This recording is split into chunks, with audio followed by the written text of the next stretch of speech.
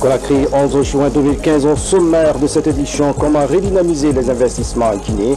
La question fait l'objet de débats à Conakry. Une rencontre réunit les acteurs concernés à cet effet. Lancement ce jeudi de la semaine africaine de vaccination sous le thème « La vaccination est un don pour la vie ». Les enfants de 0 à 5 ans et les femmes enceintes sont concernés par l'opération. Et puis sport, Cannes 2017, le Ciné national de Guinée joue ce vendredi au Maroc contre l'équipe de Swaziland. 52 équipes africaines sont à lice pour les éliminatoires de la Cannes. Mesdames et messieurs, bonsoir. Merci de votre attention et bienvenue dans cette édition. La relance du dialogue des acteurs publics et privés. La question a fait l'objet d'échanges à Conakry. Elle a réuni les membres de la plateforme. Il s'agit de voir comment redynamiser les investissements en Guinée et assainir le climat des affaires. Alia Kamara a suivi la rencontre. Regarde. Le climat des affaires est convalescent. Il tente de se relever d'une longue période d'Ebola.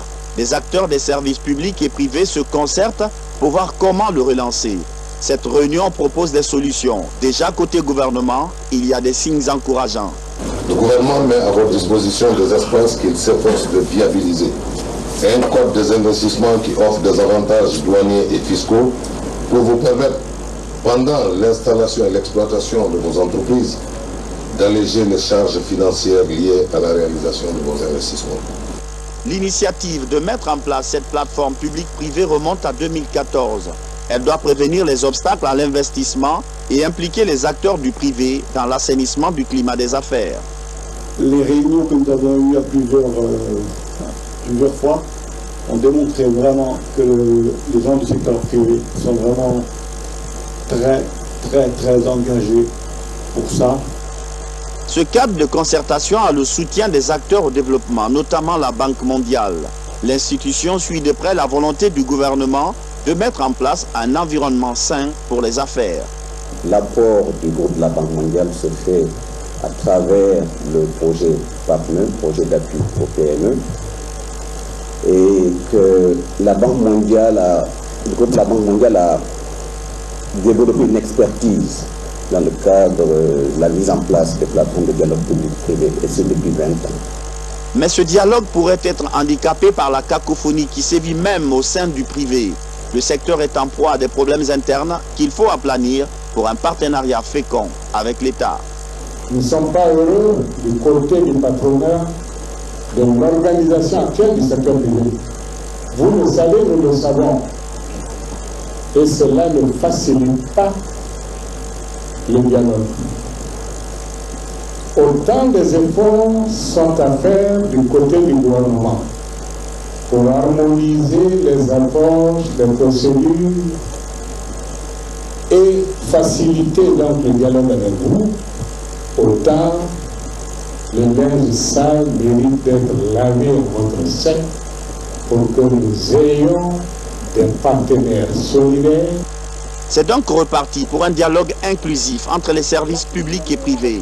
Ce cadre de concertation doit proposer des réformes pour assainir l'environnement des affaires en Guinée. Politique, la Guinée vers la présidentielle du 11 octobre 2015. Les préparatifs vont bon train. Les opérations de révision exceptionnelle des listes électorales se sont achevées sur une note de satisfaction. Dans la région administrative de Zérékouré, toutes les parties engagées dans ce processus ont bien apprécié le déroulement des opérations. Voici le reportage de Mamadou Saliouba et Adiatou Bari. Ces retrouvailles marquent la fin de 45 jours de révision spéciale des listes électorales à Massanta. Ici, les partis engagés dans le processus se réjouissent du bon déroulement des opérations. Tous les partis, beaucoup la CENI d'avoir organisé ce droit citoyen, civique, que nous sommes en train de voir aujourd'hui une clôture apaisée et très satisfait. La cohésion a été au rendez-vous, tout s'est très bien passé, évidemment pas toujours avec l'opposition main dans la main, mais dans l'observation sereine et dans l'accompagnement total. Même ambiance à Guéguédou où la révision des listes électorales a pris fin sur une note de satisfaction. Au lancement des opérations, nous avons tenu une grande cérémonie. Cette cérémonie a émerveillé tous les citoyens et citoyennes de Kissougou. Toutes les autorités étaient là Et ça a créé l'engouement à telle manière que les citoyens vraiment se sont mobilisés vers les 21 quarts de la commune et les 39 quarts de la sous-préfecture. Depuis le début jusque-là, la mouvance et l'opposition, vraiment, nous tissons de très bons rapports. Parce que tout ce que nous connaissons, c'est que c'est la même Guinée-là. Être opposant n'est pas être un ennemi au peuple. Ça, c'est ce que nous reconnaissons à Kisdougou. C'est pourquoi nous mettons devant tout à Kisdougou, c'est Kisdougou d'abord. Qu'il soit opposant ou de la mouvance, nous tous, nous devons protéger cette cité. À Farana, la révision des listes électorales se termine dans la convivialité. Je rassure tous les acteurs politiques, particulièrement les leaders des partis politiques. Je les rassure que le passé du tripatouage électoral est terminé. Je les rassure que le fichier sera un fichier pour les personnes et les citoyens uniquement en âge de voter. Je les rassure que le processus électoral sera conduit avec le meilleur de clarté, le meilleur de l'inclusion possible et surtout le meilleur de la transparence. Lancée le 24 avril, cette révision concerne les citoyens ayant atteint 18 ans depuis le dernier recensement et les personnes ayant changé de domicile. Dans l'actualité encore, un nouveau projet de riposte à Ebola vient d'être lancé à Kangaba, en République du Mali. Il est intitulé « Projet de gestion transfrontalière du risque de propagation du virus Ebola ». Ce projet se tient avec l'appui de la coopération allemande à travers la GTZ. Voici le reportage de Mohamed Amin Kamara. À 108 km de la frontière guinéenne, le cercle de Kangaba en République du Mali. Ici, les mesures préventives contre le virus Ebola sont correctement appliquées. Les experts guinéens et maliens en charge de la gestion des frontières et de lutte contre Ebola se sont donné rendez-vous ici pour procéder au lancement officiel d'une nouvelle stratégie de riposte à Ebola le long des frontières des deux pays. Il s'agit du projet de gestion transfrontalière du risque de propagation du virus Ebola entre la Guinée et le Mali. Le projet va durer 9 mois. Ce projet vient en contribution aux autres efforts internationaux. Donc nous venons en appui à cette initiative internationale, à cette solidarité internationale. Les acteurs concernés par ce projet sont les administrateurs territoriaux et les agents de santé. À travers des travaux de groupe, ils ont renforcé leurs compétences en matière de gestion des frontières et de lutte contre Ebola. Le projet va prendre en compte les recommandations et propositions faites par les participants.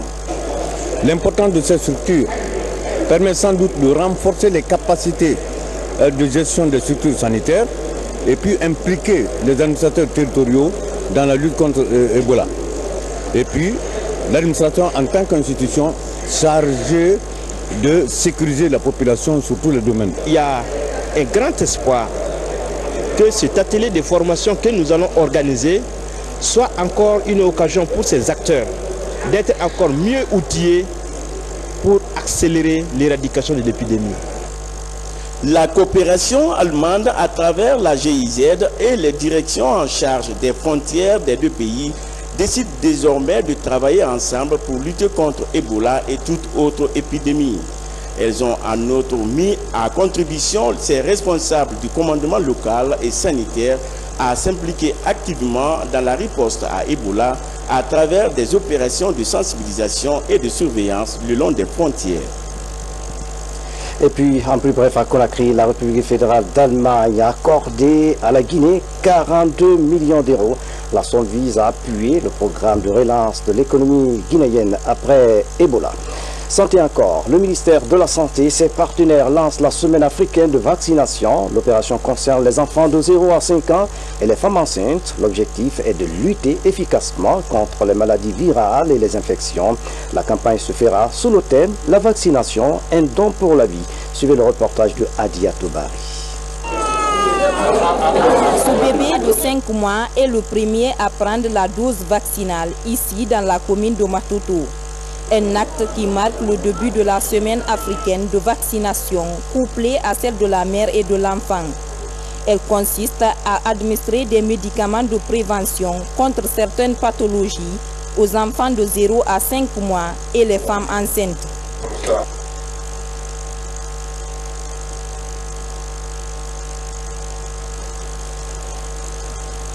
Tous les vaccins de routine seront administrés pendant cette campagne. Non seulement les femmes enceintes vont venir, on va leur donner le médicament pour les protéger du paludisme et on va leur donner le fer pour les protéger de l'anémie.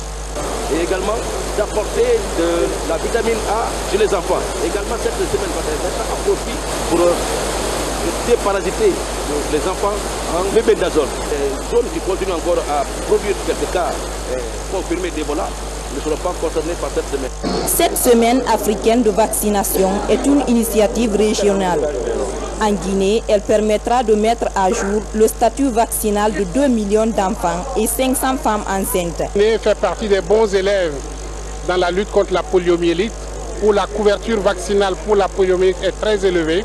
Et au niveau de la région africaine de l'OMS, nous sommes à la fin de la lutte contre la poliomyélite. Depuis 4 ans, la semaine africaine de vaccination et celle de la mère et de l'enfant se font en Guinée. Une stratégie qui s'inscrit dans le renforcement des programmes nationaux de vaccination à l'image des pays de la sous-région. La première dame de la République, Haya Yéné-Kondé, vient de décerner un satisfecit à la sage-femme qui a dirigé l'accouchement des bébés siamois à l'hôpital de Donka à Conakry. C'est à la faveur d'une rencontre avec l'association des sages-femmes de Guinée. Haya Adama Magasuba revient sur les temps forts de cette rencontre. Sage-femme était à l'honneur ce matin au cabinet de la première dame de la République. Haya Yéné-Kondé a tenu à les inviter à prendre part à la cérémonie de gratification d'une des leurs ayant dirigé l'accouchement de Madame Mbari qui a donné naissance à des bébés siamois le 12 janvier 2015. Je profite de l'occasion pour remercier le Père de la Nation pour tous les efforts fournis pour la Guinée et les Guinéens. Mes remerciements à vous aussi, Madame la Première Dame, à travers vous, votre fondation, pour tout ce que vous faites, pour votre contribution à la réduction du taux de mortalité maternelle. Les sages-femmes formées de Guinée ont été en Mauritanie pour former les sages-femmes mauritaniennes. C'est vous dire ce que ces femmes-là ont fait depuis l'indépendance de notre pays et il est important de glorifier leur fonction. La directrice du CHU de Donka, quant à elle, a rappelé la genèse de la prise en charge des bébés siamois à l'hôpital Necker des enfants malades de Paris. Les jumeaux siamois, après plusieurs examens médicaux, un suivi médical rapproché, ont pu être opérés. Après 8 heures d'intervention, Boubacar et Hassan Bari ont été séparés et aujourd'hui se portent bien. Madame la Première Dame de la République, encore une fois, vous avez marqué l'histoire de la Guinée en sauvant la vie des jumeaux siamois Bari. Le ministre de la Santé a pour sa part encouragé le personnel de santé et félicité Mme Sira Keïta pour son courage et sa sérénité qui a permis cet exploit. Au nom du ministre de la Santé et à mon nom personnel, dire merci à cette grande sage-femme qui n'a fait hériter de l'expérience de ses anciens. Il a fallu sa main experte pour sauver non seulement ces jumeaux siamois, mais aussi leur mère. Il a fallu également vous, Madame la Première Dame et votre époux, que vous sauviez également la vie de ces enfants en les référant dans un hôpital spécialisé en France, malgré le contexte financier difficile. Sur la même lancée, Mme Kondé a remercié tout le personnel qui continue à se battre contre Ebola. Elle a reçu Mme Marie-Claire, infirmière guérie d'Ebola, venue lui présenter le prix qu'elle a reçu de Mme Obama aux États-Unis d'Amérique. La Fondation a initié une école de sages-femmes pour que toujours nous puissions améliorer la santé maternelle et infantile. Malheureusement, pour des questions budgétaires, ce dossier se trouve dans les couloirs de l'Union européenne. Nous allons les relancer. Sira Keïta, merci. J'espère que vous pourrez, j'ai la conviction d'ailleurs que vous irez loin. Il y a beaucoup de professionnalisme dans ce que vous avez fait. Et je remercie ici surtout le président de la République, sans lequel ces bébés siamois n'auraient pas pu partir en France.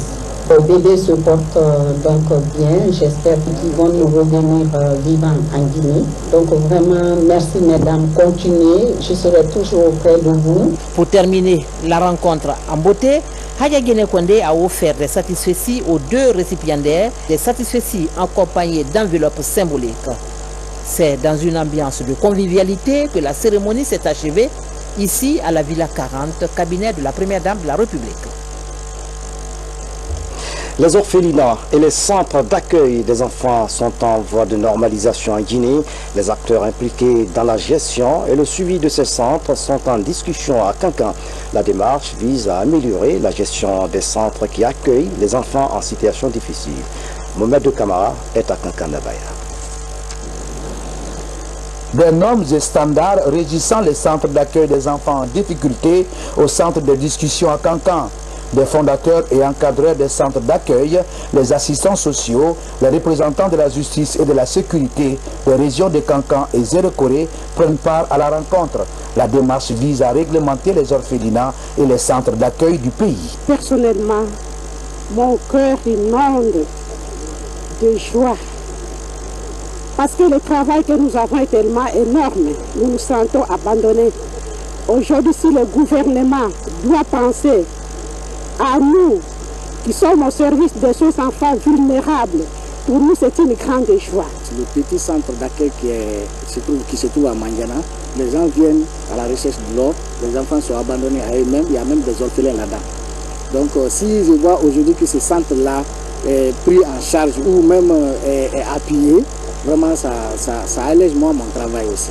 La célébration du mois de l'enfant guinéen en ce mois de juin est saisie par le département en charge des questions de l'enfance et ses partenaires pour redorer le blason des centres d'accueil souvent en difficulté. La France est le pays le plus important en termes d'enfants guinéens adoptés à l'étranger.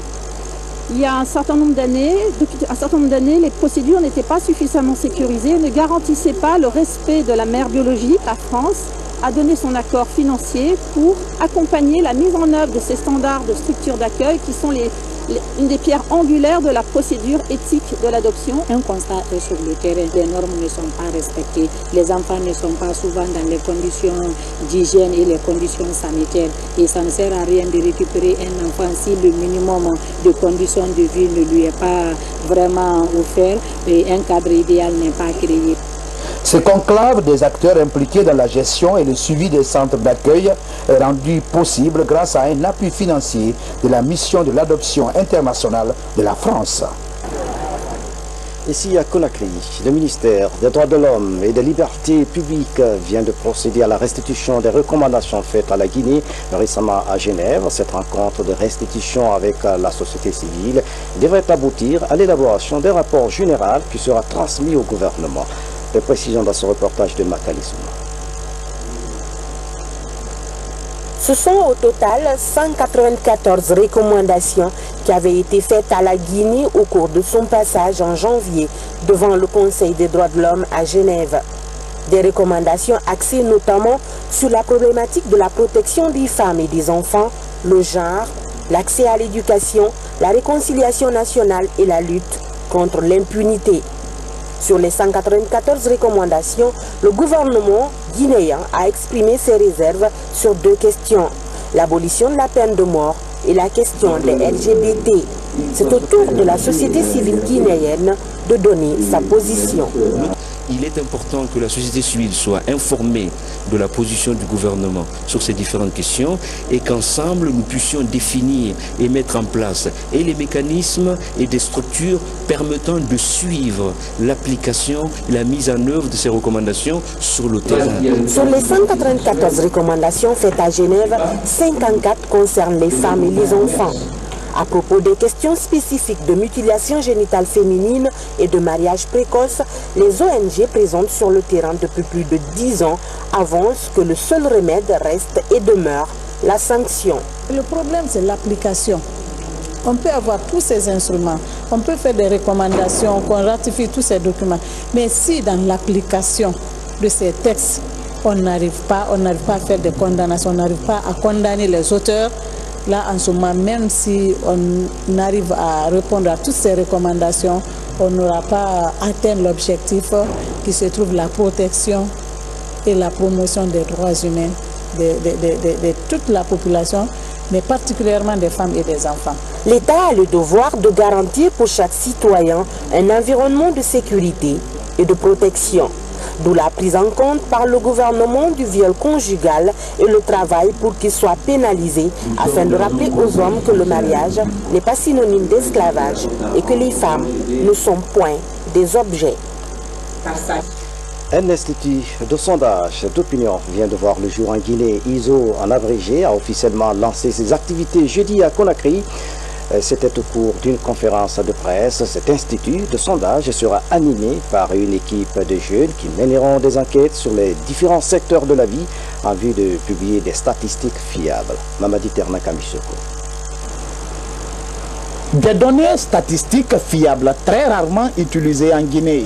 La majeure partie des chiffres publiés dans différents secteurs ne reflètent pas la réalité.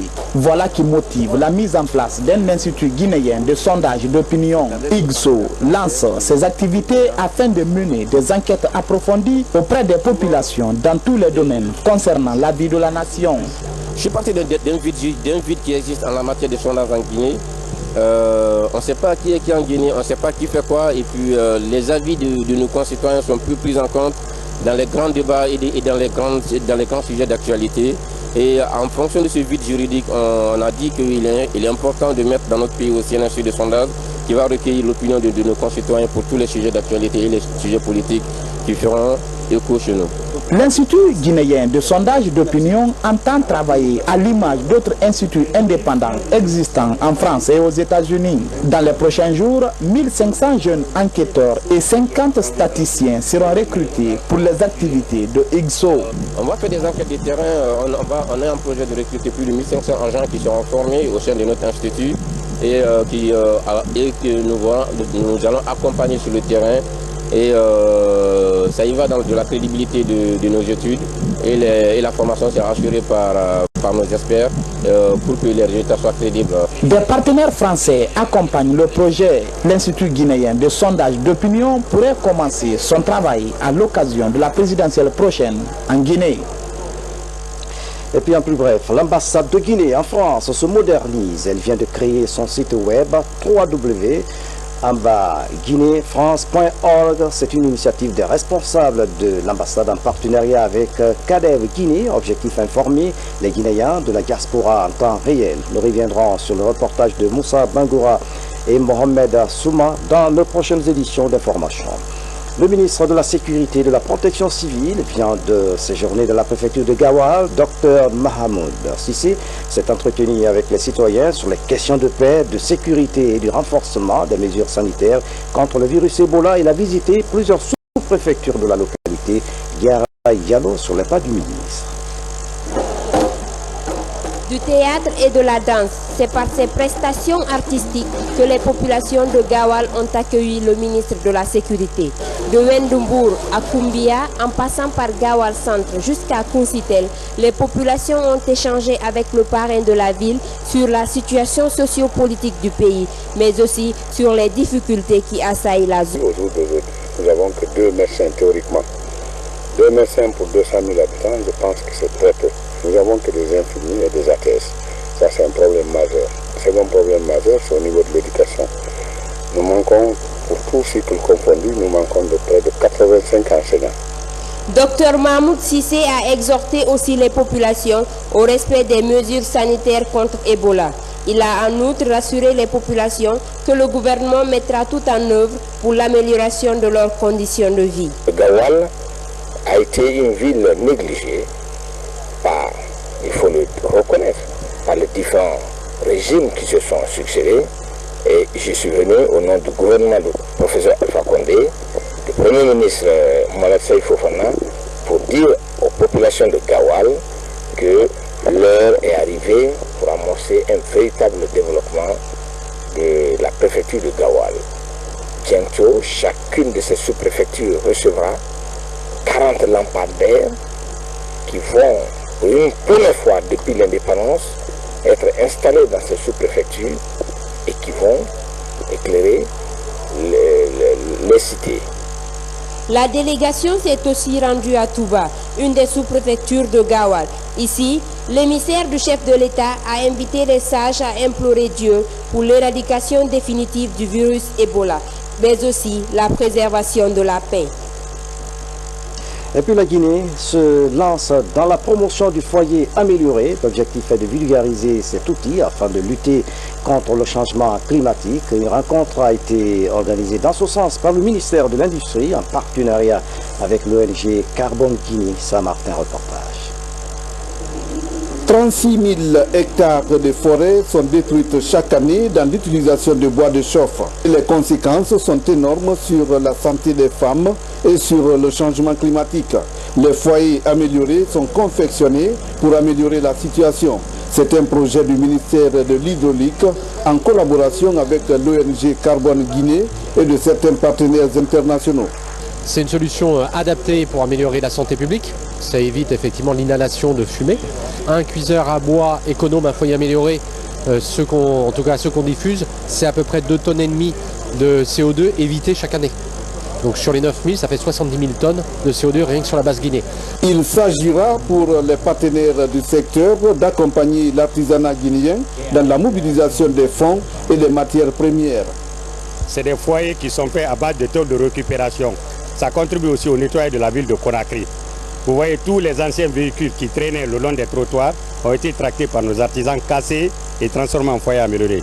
La ministre en charge de la promotion féminine fait sien le projet qui valorise la femme dans son métier de prédilection, la cuisine. On s'engage à accompagner le département de l'énergie et de l'hydraulique pour mieux informer et sensibiliser nos femmes afin que les foyers améliorés deviennent le quotidien dans la cuisine des femmes guinéennes.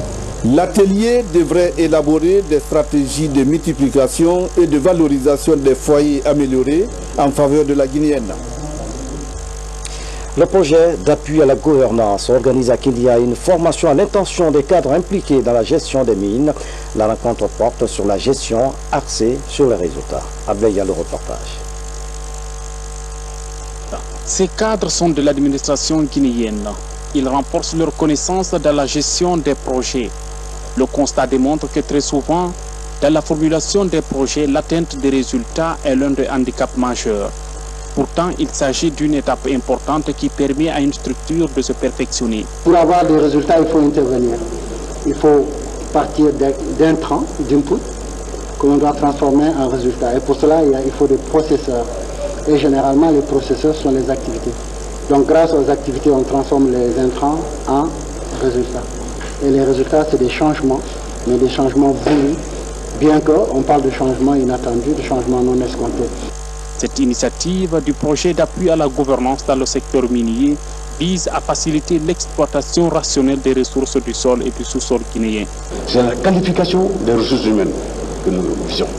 Renforcer les capacités de ces gens-là, de façon à ce que désormais, dans leur méthode de travail, qu'ils visent rien d'autre que les résultats qu'on les a demandé d'atteindre. Durant une semaine, ces cadres issus des 5 départements impliqués dans la gestion des mines vont se familiariser avec les différents concepts de la gestion axée sur le résultat.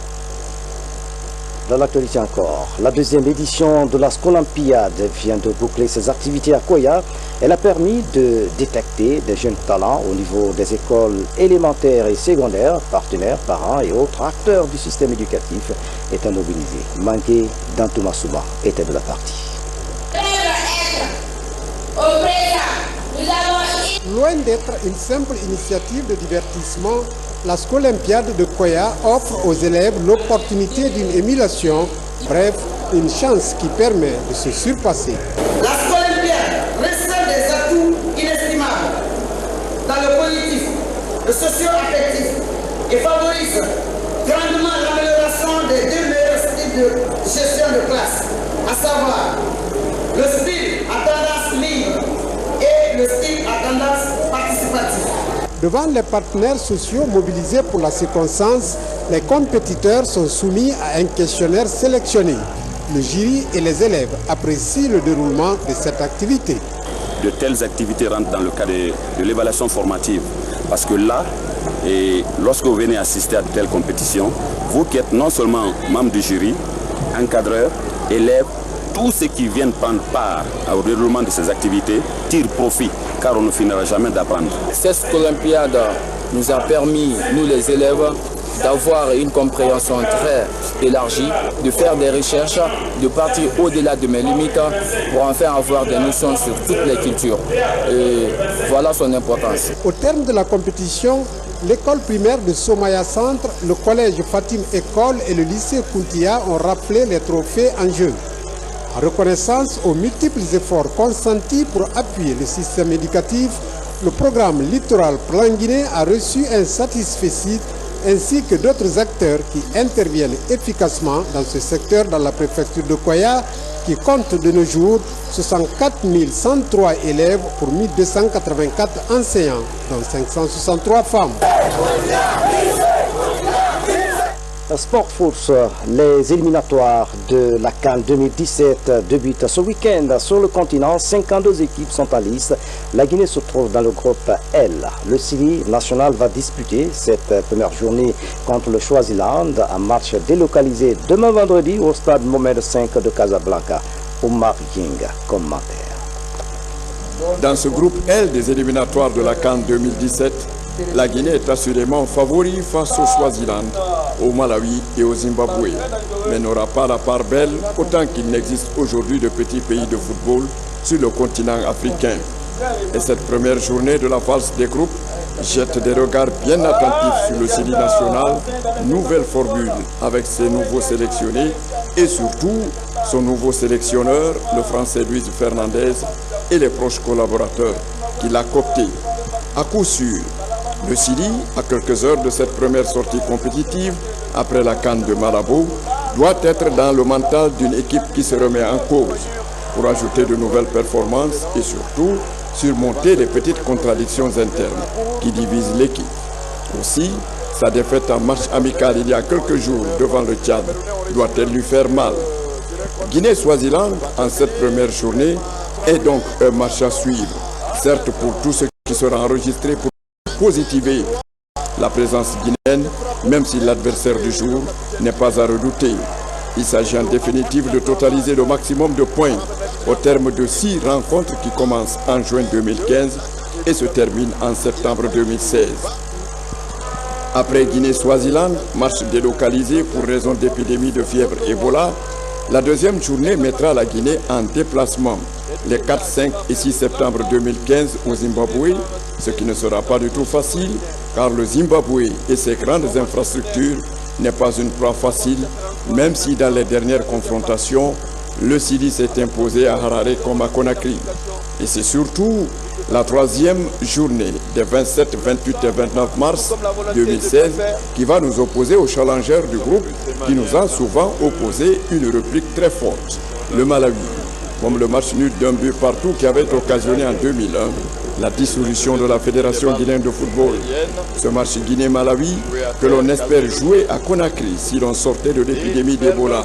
D'ici là, n'est pas à rater car une semaine après, l'équipe du Malawi qui se présente comme l'adversaire le plus dangereux du groupe recevra le Sili dans ses installations à Lilongwe pour la 4e journée. Viendra ensuite la 5e journée où le Swaziland, quel que soit le résultat du match aller de ce vendredi 12 juin, nous attendra à Mbabane avec à cœur de défendre son image les 3, 4 et 5 juin 2016. Mais si toutes ces rencontres sont bien négociées, la 6e et dernière journée sera un bon coup final.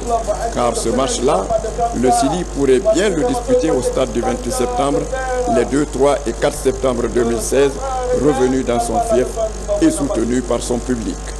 Le chemin sera encore long, mais vraiment jouable, pourvu que les poulains de Luis Fernandez se remettent bien en ordre de bataille, mettent en évidence leur talent de grands professionnels et surmontent leurs petites mésententes afin de donner à la Guinée l'assurance et la dignité d'un pays qui s'est qualifié de brillante manière pour aller au Gabon en janvier-février 2017.